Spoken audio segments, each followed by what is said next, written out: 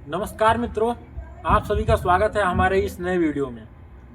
तो आप लोगों ने हमारे पिछले वाले वीडियो को बहुत सारा प्यार दिया था, बहुत ज़्यादा सपोर्ट किया था, तो उसके लिए बहुत बहुत धन्यवाद। और आप सभी को मैं आज इस नए वीडियो में बताने वाला हूं कि डेयरी फार्मिंग घाटे का सौदा है या मुनाफे का सौदा है। तो सबसे पहले मैं बताने वाला हूं कि मेरी डेयरी फार्मिंग का स्टार्टिंग कब से हुई थी। तो सबसे पहला पॉइंट यही है कि मेरी डेयरी फार्मिंग की स्टार्टिंग कब से हुई थी। दूसरा पॉइंट, पशु कौन सा लाए थे। तीसरा पॉइंट, पशुओं का रेट कितना था। चौथा पॉइंट, पशुओं से मुझे इनकम कितनी हुई, उत्पादन मुझे मतलब पैसे मिले कितने, मैंने लगाए कितने, ये बात करेंगे। लास्ट में यही बात करेंगे। तो शुरू में मैं बात करता हूँ कि मेरी डेयरी फार्मिंग की स्टार्ट कब से हुई थी। फार्मिंग की स्टार्टिंग हुई थी 15 अगस्त 2025 को। मेरी डेयरी फार्म की ओपनिंग हुई थी। उसके बाद मैंने 3 पशु लाए जो आपको इस वीडियो में पीछे दिख रहे होंगे। एक गाय और 2 भैंस, जिनका रेट था, गाय का रेट था 65,000 रुपये और दोनों भैंसों का रेट था 90 हज़ार रुपये। तो इस तरीके से 1,80,000 के 2 भैंस लाए थे हमने और 60 से 65,000 की एक गाय लाए थे। गाय मेरी 20 लीटर दूध की क्षमता वाली गाय थी और भैंस 10 लीटर प्रतिदिन की क्षमता वाली भैंस थी। तो हमारी डेयरी फार्मिंग की शुरुआत जैसे ही मैंने पशु खरीदे वैसे ही हो चुकी थी। दूध भी अच्छा खासा होने लगा, दूध का भी उत्पादन अच्छा खासा हो रहा था। फिर एक मोड़ आता है कि मेरी डेयरी फार्मिंग में जैसे ही नया साल आया, 1 तारीख को मेरी बढ़िया बीमार हो गई और फिर हमने 2-4-5 दिन तक उसे दवा कराया, लेकिन उसे नहीं बचा पाए। सरकारी डॉक्टरों ने झूठा वादा किया, वो नहीं आए। एम्बुलेंस वाले बोले कि मैं आ रहा हूँ, शाम तक नहीं आए। मैं उनके सहारे रुका रहा, इसके वजह से बढ़िया मेरी तड़प करके अपने प्राणों को त्याग दिया। फिर अब सारी मेरी भैंस लगभग ड्राई के कगार पर हो चुकी हैं, क्योंकि जो भैंस की बढ़िया मर गई है और वो दूध नहीं दे रही है। तो मेरा 10 लीटर दूध का नुकसान वहाँ पे हो गया। और मेरी एक और भैंस है जो इसमें प्रतिदिन 10 लीटर दूध दे रही है, वही सिर्फ इस समय प्रेजेंट टाइम में दे रही है। और मेरी गाय जो है, तो मैं इसको ज्ञाबन लेकर आया था, जो कि अब 9वें महीने में प्रेगनेंसी में चल रही है। तो इसको मैंने ड्राई होने के लिए छोड़ दिया है, क्योंकि अगर मैं ड्राई होने के लिए नहीं छोड़ूंगा तो फिर इसके पेट में जो बच्चा पल रहा है वो कमज़ोर हो जाएगा, जिससे आगे वो जब आएगा इस दुनिया में पैदा होगा तो उसको आगे चल के हेल्थ की प्रॉब्लम बहुत ज़्यादा होने लगेंगी। तो इसलिए मैंने उसको ड्राई होने के लिए छोड़ दिया है। तो जब से मैंने डेयरी फार्मिंग स्टार्ट किया तब से लेकर के आज तक मैं आपको बताने वाला हूँ कि मुझे रेवेन्यू कितना हुआ, कितना मैंने अपने डेयरी फार्मिंग से कमाया। आपको मैंने ये तो बता दिया कि मैंने कितना लगाया, 65,000 रुपये गाय का और 1,80,000 रुपये भैंस का। ये दोनों जोड़ने पर कितना होते हैं दोस्तों? 2,40,000। तो 2,40,000 रुपये मैंने इन्वेस्ट किया था। चारे का मैंने अभी चारे का इंक्लूड नहीं करता हूँ, चारे का छोड़ करके मैं आपको जितना मैंने भैंस का रेट पैसा लगाया था भैंस को खरीदने में वही डायरेक्ट बता रहा हूँ। 2,40,000 मैंने पैसे इन्वेस्ट किए थे।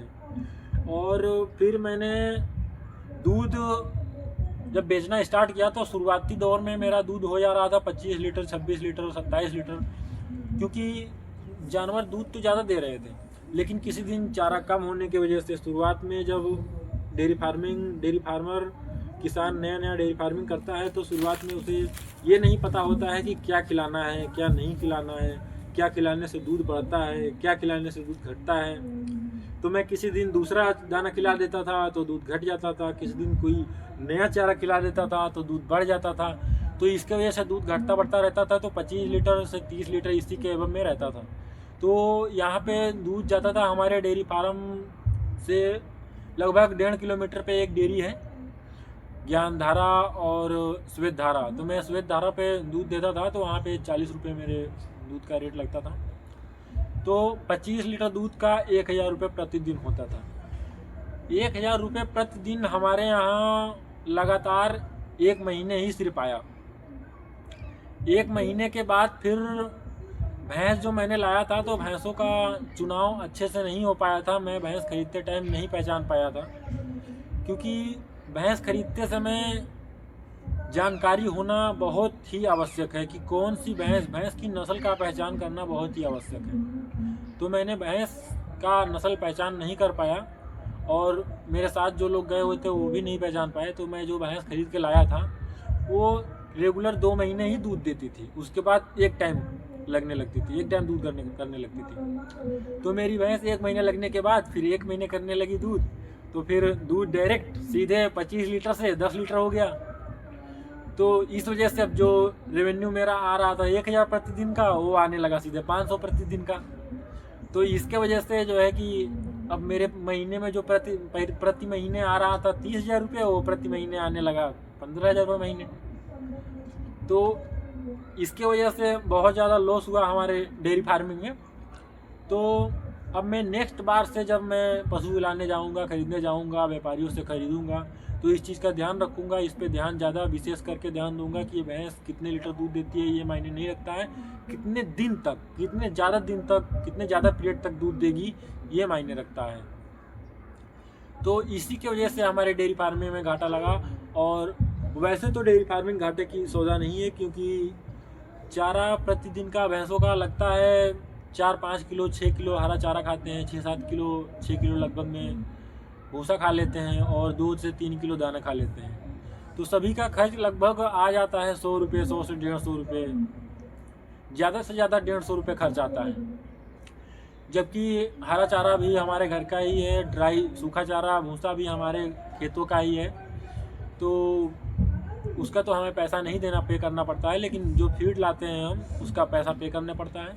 तो लगभग उसी का पैसा हमारे यहाँ से हमको देना पड़ता है, बाकी सब पैसे बचते हैं। तो इस वजह से हमें डेयरी फार्मिंग में ज़्यादा मुनाफा, ऐसा लगता है कि ज़्यादा मुनाफा है। जिसके यहाँ पे हरा चारा और सूखा चारा का गोडाउन घर पे लगा हुआ है, जिसका उत्पादन घर पे हो रहा है, उससे ज़्यादा मुनाफा होगा। और जो लोग बाहर से खरीद करके कहीं और से दूसरे के खेतों से खरीद करके खिलाते हैं, उनको थोड़ा कम फ़ायदा होता है, जो कि फ़ायदा हालांकि उनको भी होता है, लेकिन उतना नहीं होता है जितना अपने खेतों से उत्पादन करके किसान खिलाता है, उतना फ़ायदा नहीं होता। अपने पशुओं को विशेष ध्यान रखें। एक व्यक्ति डेयरी फार्म में रेगुलर रहे, आपके पशुओं के आसपास रेगुलर रहे, उनके स्वभाव, हाल चाल, उनके रहन सहन, उनके हुलिया रोज डेली चेक करें। डेली रूटीन में उनको देखना पड़ेगा कि कौन भैंस खा रही है, कौन भैंस बैठी है, भैंस नहीं खा रही है तो क्यों नहीं खा रही है, उसे क्या दिक्कत है, ये सभी चीज़ों को देखना पड़ता है। ये सब देखेंगे तभी हमको अनुभव होगा कि ये भैंस बीमार है, कि चारा उसको अच्छा नहीं लग रहा है इसलिए भी नहीं खा रही है। तो ये सभी अगर नहीं देखेंगे तो आगे चल के भैंस बीमार होगी, फिर दूध घटेगा, फिर बीमार ज़्यादा होगी तो मेरे पैसे खर्चे होंगे, दवा इलाज कराने में इधर पैसे खर्चे हो जाएंगे, फिर दूध नहीं देगी, कम देगी तो उसमें भी पैसे खर्चे हो जाएंगे, बीमार हो जाएगी, फिर वो अगर ज़्यादा दिक्कत हो गया। तो इसलिए डेयरी फार्मिंग अगर कोई स्टार्ट करना चाहता है तो रेगुलर एक इंसान को वहाँ पे रहना बहुत ही आवश्यक है। अगर वहाँ पे एक इंसान नहीं रह सकता है तो प्रतिदिन सुबह शाम उसको रहना आवश्यक है। अगर या घर के व्यक्तियों को छोड़कर दूसरे काम वाले व्यक्तियों को सहारे अगर आप अपने पशुओं को छोड़ देंगे तो डेयरी फार्मिंग में 90 से 95% तक आशा हो जाएगा कि आपके डेयरी फार्मिंग में घाटा ही घाटा होगा। तो इसलिए पशुपालक भाइयों, दोस्तों, मैं आप सभी को बताना चाहता हूं कि जो भी पशुपालक भाई, जो भी किसान भाई, जो भी फार्मर डेयरी फार्मिंग करना चाहता है, पशु पालना चाहता है, गाय भैंस पालना चाहता है, दूध उत्पादन करना चाहता है, तो अपने डेयरी फार्मिंग में डेली रूटीन में विजिट करें, डेली अपने पशुओं को ध्यान दें, डेली अपने पशुओं का हेल्थ चेक करें, तो उसको मुनाफा अच्छे से होगा, उसके पशु स्वस्थ रहेंगे और उसको ज़्यादा लाभ होगा, उसके डेयरी फार्मिंग में ज़्यादा ग्रोथ होगा, ज़्यादा वृद्धि होगी। क्योंकि जब उसके पशु बीमार नहीं होंगे, उसके काफ का ग्रोथ तेज होगा तो वो जल्दी विकास करेंगे, फिर ब्रीडिंग बहुत जल्दी होगा, तो उसके जो पशुओं का काउंट है वो जल्दी बढ़ेगा, जल्दी ब्रीड होगा। पशु का इनकम जो है धीरे बढ़ने लगेगा। शुरुआती दौर में तो पता नहीं चलेगा कि पैसा आ रहा है कि जा रहा है, लेकिन धीरे 2-3 सालों के बाद फिर आपको पैसा दिखने लगेगा। तो इसी के साथ भाइयों, मैंने आप सभी को बता ही दिया है कि डेयरी फार्मिंग एक मुनाफे की सौदा है, खासकर जब आप बहुत अच्छे से मन लगाकर ध्यान दें पशुओं को बहुत ज़्यादा बंधेज में ना रखें, थोड़ा अपने पशुओं को छूट दें, खुला दें, टहलने दें। थोड़ा जैसे पीछे बाउंड्री बनी हुई है तो ज़्यादा बिल्कुल फुल टाइम 24 घंटा बांध के ना रखें।